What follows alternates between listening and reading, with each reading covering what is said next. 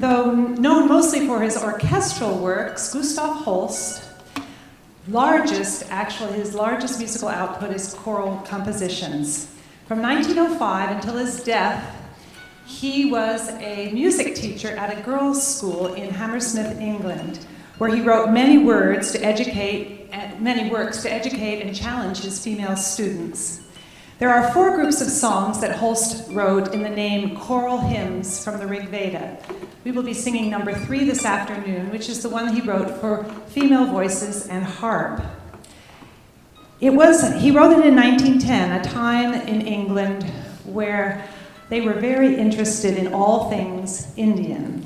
You see, India was a colony at one time of Great Britain, and India's culture was very exotic and alluring to the Brits.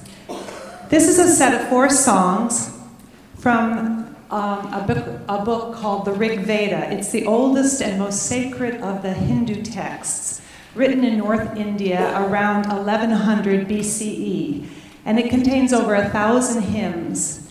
And Gustav Holst was very interested in all of these Indian works, and he even learned how to read and write in Sanskrit. So these are his own translations from this Hindu sacred text into English. This is a set of 4 songs, so we'd ask that you would hold any applause until the end of this set. Thank you.